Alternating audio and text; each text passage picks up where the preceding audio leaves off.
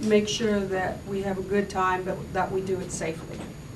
So as a reminder, as we've done every year, HPD's DWI Task Force will have extra officers on the street. We will be utilizing a grant from a TxDOT Impaired Driving Mobilization Grant, and will be part of a statewide initiative to enforce the laws against drunk driving. So if you choose to drink and drive, we will arrest you.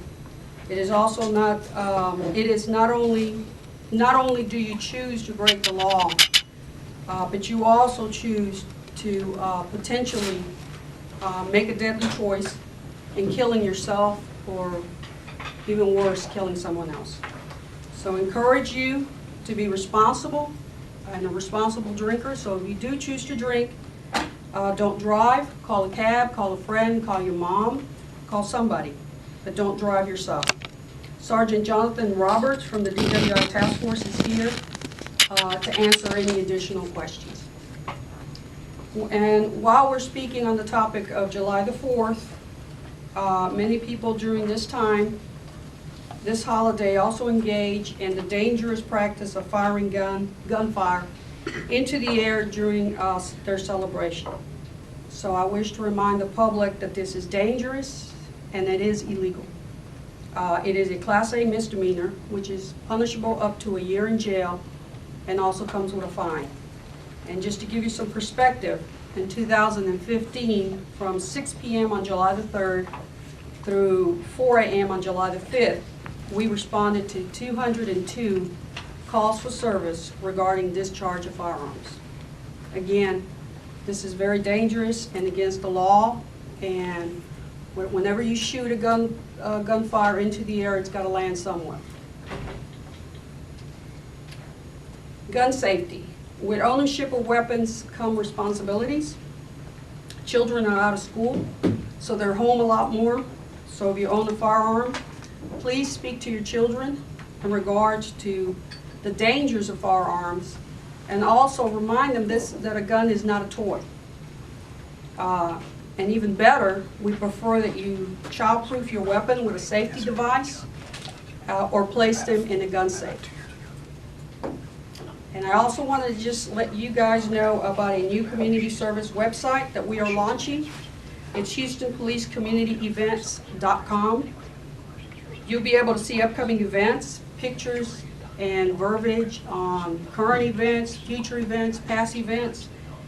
And our folks do a lot of good work out there. They give home and business safety presentations. They do the run, hide, and fight presentations to various groups. And more recently, they're doing the turnaround, don't drown safety presentations that we talked about yesterday. People can go to this website, find out what we're doing, what services we have, and there's also information there on how you can make contact with our offices and ask for these presentations for your community events. And the last thing I have is technology, some new technology that we're introducing here to the Houston Police Department. Within 30 days or so, we will begin a pilot to 2 new devices that we hope will create a safer environment during vehicular pursuits. The first one I want to talk about is the Star Chase system. This is a GPS tag that is launched from a police vehicle and tags a fleeing vehicle. We're then able, through software, track the location and the movement of this fleeing vehicle in real time on a secure web-based mapping application. We can then track the vehicle via a watch commander and use our officers more strategically while reducing their speeds to apprehend this individual. This pilot will have 8 units, 4 of which we will place in the Southeast Division. The other 4 we will place in the North Division. So within the next 2 weeks, obviously there will be some training, installation of the equipment, policy development, and we hope to have a live date sometime in late August. The second project is the Nighthawks spike deployment system.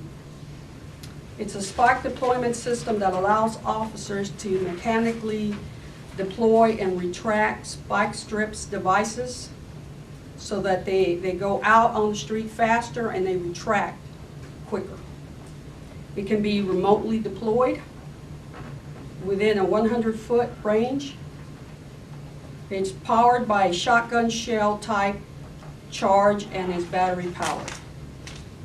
We will be testing this device with the gang unit, Southeast as well, and North Division. Training is occurring as we speak, and we hope to have full deployment by late July. Now the Nighthawks spike deployment system, we have displayed it on the table just outside. And obviously we cannot deploy the Star Chase. But if anyone's interested, we can do a demonstration at a later date once we're ready to go live with the devices. And with that, that's all I have. Larry Yim is here if you have any additional questions regarding the technology. So with that, do you have any questions? Mr. Trump's coming tomorrow. That's what everybody is focusing on, it seems like. Can you tell us where the designated protest areas will be, if there are any street closures, and anything else you're planning sort of to deal with his visit both in River Oaks and up in the Woodlands area? Well, the site here, which is the fundraiser, is going to be off of River Oaks and Del Monte. We do not intend on closing any streets. Traffic will be allowed to move in and out as normal. We will manage the protests, and we are great supporters of freedom of speech and allowing your voice to be heard. But we are going to do it legally, and we will ensure that that occurs. No designated area for protesters either in River Oaks or up in the Woodlands? I'm not sure about the Woodlands. Okay. That's going to be Montgomery County. But no, we will allow people to protest, within a reasonable distance. And make sure that they don't block any streets or any sidewalks. Have you heard of any protests that are planned or any groups that are planning to be there? I have not heard of any specific groups, but they are planning to be there, yes. Are you planning to have a increased number of officers there, or a usual amount? How many officers do you plan on having out there? I don't usually give the numbers, but we do plan to have a very visible presence there to ensure that everything is done safely. And as I've stated in the past, there's going to be uniform officers as well as plainclothes officers.